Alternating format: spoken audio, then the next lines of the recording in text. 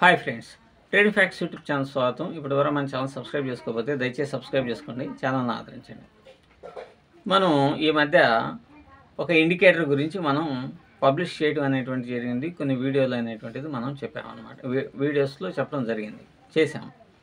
అయితే కొద్దిమందికి ఉన్నటువంటి డౌట్స్ ఏంటంటే కామెంట్ సెక్షన్లో కూడా వస్తూ ఉన్నాయి, ఇది ఇండికేటర్ నాట్ ట్రస్టబుల్ అనేటువంటిది. యాక్చువల్గా ఇండికేటర్ అనేటువంటిది ఎప్పటికి కూడా పెద్దగా ట్రస్టబుల్ కాదు, అయిపోయినటువంటి డేటా బేస్డ్గా చెప్తుంది, ఇలా ఉండొచ్చు అనేటువంటిది చెప్తుంది.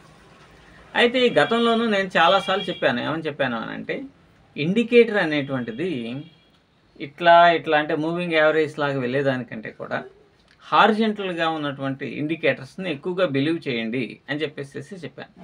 సో హారిజంటల్గా బిలీవ్ చేస్తేనే మనకి బాగుంటుందన్నమాట. దాంట్లోనే కొంత ఫ్లెక్సిబిలిటీ ఉంటుంది, సక్సెస్ యాక్యురసీ కొద్దిగా ఎక్కువగా ఉంటుంది.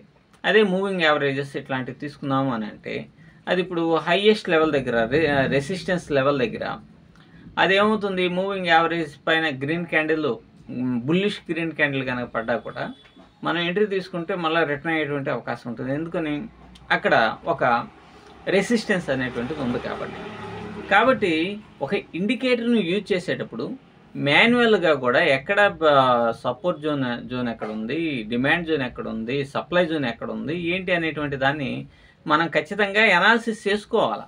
అంతేగాని ఇండికేటర్ ఒకటే కనుక డబ్బులు ఇచ్చేటట్టయితే ఎప్పటికీ కూడా సక్సెస్ అనేటువంటిది ట్రేడర్ కారు. ఇక రెండవ పాయింట్కి వచ్చేస్తే, మన ఇండికేటరా లేకపోతే ఏంటి అని నేను చెప్పేది ఏంటంటే, మీరు కనుక మూవింగ్ యావరేజ్ తీసుకున్నారనుకోండి, మూవింగ్ యావరేజ్లో ఎక్కడైనా బై చేయండి, సెల్ చేయండి అనేటువంటి సిగ్నల్ ఉంటుందా? ఉండదు కదా. మీరు ఏదో 9 EMIనో లేకపోతే 20 EMIనో ఏదో క్రాస్ ఓవర్ వచ్చినప్పుడు, ఆ క్రాస్ ఓవర్ జరిగినప్పుడు మనం బై చేద్దాము, లేకపోతే డౌన్ సైడ్ క్రాస్ డౌన్ కనుక అయితే సెల్ చేద్దాము అని చెప్పేసి అనుకుంటారు. అంతేగాని అక్కడ ఏమైనా signal, by signal, cell signal అనేటువంటివి ఉండవు. తర్వాత మీరు మరొక ఇండికేటర్ MACDనైనా తీసుకోండి, RSIనైనా తీసుకోండి. RSIలో మనం దాంట్లో 70 ఓవర్ బాట్, ఓవర్ సోల్డ్ని కొన్ని పాయింట్స్ అనేటువంటిది మనం మాన్యువల్గా పెట్టుకుంటాం కదా, అవునా?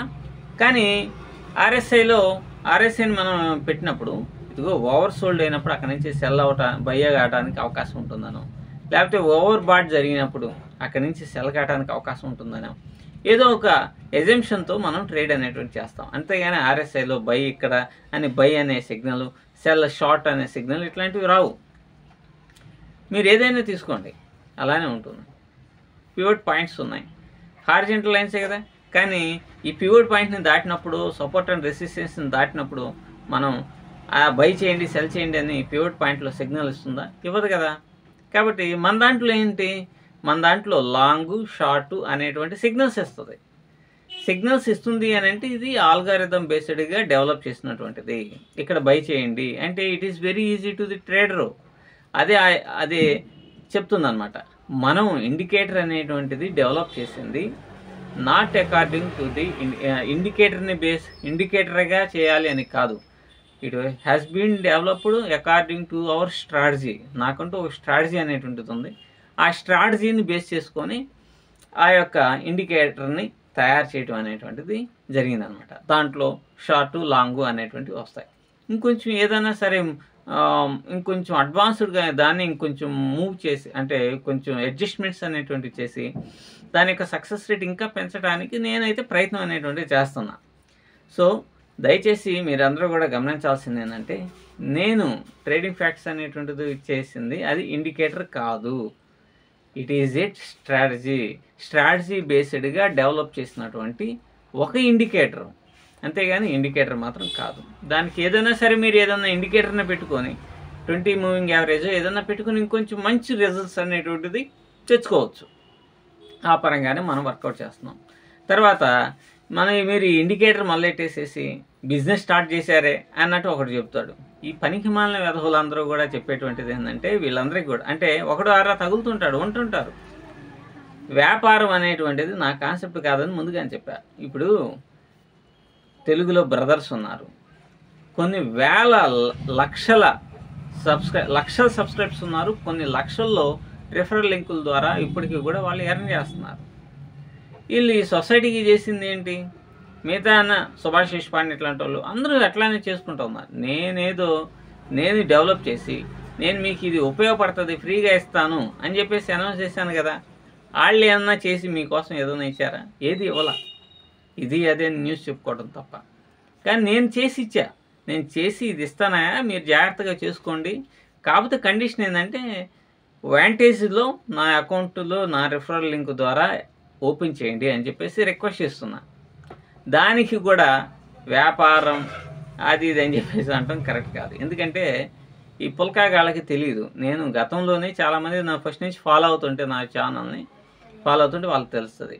నేను ఎప్పుడూ అసలు యాప్ను ఒకటి డెవలప్ చేసి అప్పుడంటే ఇంతంత నాలెడ్జ్ లేదు. ఎవరో సాఫ్ట్వేర్ని పట్టుకొని చాలా జాగ్రత్తగా చేయించుకున్నాం. సో అప్పుడే 40,000 రూపాయలు ఖర్చు పెట్టాము 2.5 year బ్యాకే. ఫ్రీగా రిలీజ్ చేశా, మీరు ఇన్స్టాల్ చేసుకోండి, మనం కాల్స్ ఇచ్చేద్దాం, మొత్తం దాంట్లో డాటా, ఎడ్యుకేషనల్ డాటా అన్నిటినీ ఇచ్చేస్తాను ఫ్రీ అని చెప్పా. సో మీ దగ్గర నుంచి ఈ శవాల మీద చిల్లర పైసలు ఏరుకునే బ్యాచ్ కాదు మనం.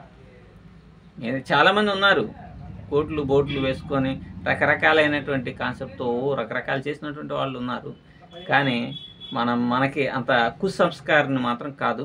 అయితే ఒకటి, నేను డిస్క్రిప్షన్లో వాంటేజ్ లింక్ ఇస్తాను, దాని ద్వారా దాన్ని మీరు ఓపెన్ చేసుకోవాల్సిందే. ఎక్స్నెస్లో ఉన్నారనుకోండి, నా రిఫరల్ లింక్ కిందకు వస్తే నేను ఇచ్చేస్తాను.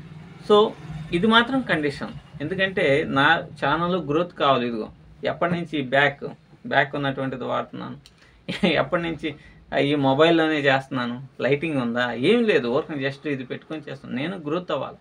గ్రోత్ కావాలంటే not according to the money అనమాట. నేను ఒక మంచి ఫ్లెక్సిబిలిటీగా ఉన్నటువంటిది చేస్తే ఇంకా ఎక్కువగా మీకు ఇవ్వడానికి ప్రయత్నం అనేటువంటిది చేస్తాను. కాబట్టి నేను వాంటేజ్ ఏంటి, అవకాశం ఉన్నది కాబట్టి. ఇప్పుడు పివోట్ కాల్ అనేటువంటి ఆయన అంతకుముందు ఉన్నాడు. ఆయన ఎన్ని లక్షలాది రూపాయలని ఈ రెఫరల్ లింక్స్ ద్వారా వాటి ద్వారా ఇండియన్ మార్కెట్ సంపాదించుకున్నాడు. హ్యాపీగా ఎంజాయ్ చేస్తున్నాడు. ఇప్పుడు డబ్బులు ఏం రావు, కోర్సులు అమ్ముకున్నాడు, రకరకాల కోట్లు సంపాదించారు. కాబట్టి నేను చెప్పేది ఏంటంటే దీంట్లో తొక్క తొడుగు వచ్చేటువంటిది ఏం లేదు. ఎక్స్నెస్లో ఇప్పటి వరకు నేను 3 సంవత్సరాల నుంచి ప్రమోట్ చేస్తుంటే ఇప్పటికి నాకు ఎక్స్నెస్ ద్వారా వచ్చినటువంటి మనీ చెప్తే మీకు మైండ్ పోయింది. 25,000 రూపాయలు కూడా రాలి. అంటే సంవత్సరానికి 8,000 10,000 మాత్రం వచ్చింది. అంటే 3 సంవత్సరాలు, నెలకి ఒకవేళ 3 సంవత్సరాలకు 36,000 వేసుకున్న నెలకు 1,000 రూపాయలు. 1,000 రూపాయలతో ఫ్యామిలీ రన్ అవుతుందా? కాబట్టి ఈ పిచ్చి యాషాలు, పిచ్చి ఆలోచనలు అనేటువంటివి పెట్టుకోబాకండి.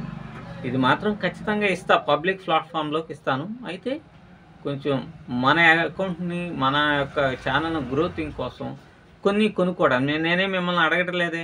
ఒక మంచి కెమెరా కొనుక్కోవడానికో, లేకపోతే మంచి బ్యాక్గ్రౌండ్స్ని సెటరేట్ చేసుకోవడానికో, మంచి కంప్యూటర్ కొనుక్కోవడానికి, దీన్ని అన్నిటికీ ఏదన్నా దాని ద్వారా ఏదైనా వస్తే ఉపయోగపడుతుంది అనే ఉద్దేశంతోనే. కానీ దాని ద్వారా ఇప్పుడు మనం ఎవరైనా సరే పైథాన్ డెవలపర్ ఉంటాడు, ఆయనకి డబ్బులు ఇవ్వడానికి కానీ, వాళ్ళని, నేను పైథాన్ డెవలపర్ని కాదు కదా, ఆయన ద్వారా చేయించుకోవడానికి కానీ ఏదైనా అవకాశం అనేటువంటిది ఉంటుందనే ఉద్దేశంతోనే చెప్తున్నాను అనమాట. సో ఫైనల్ చెప్పేది ఏంటంటే మనది ఇండికేటర్ కాదు, మనది జస్ట్ నా స్ట్రాటజీని బేస్ చేసుకొని డెవలప్ చేసినటువంటిదే. ముందు దీన్నే మన ఇండియన్ మార్కెట్లో ఆటోమేటెడ్ ట్రేడ్స్ చేసే విధంగా కూడా డెవలప్ చేసేసి ఇచ్చేస్తా ఫ్రీగానే.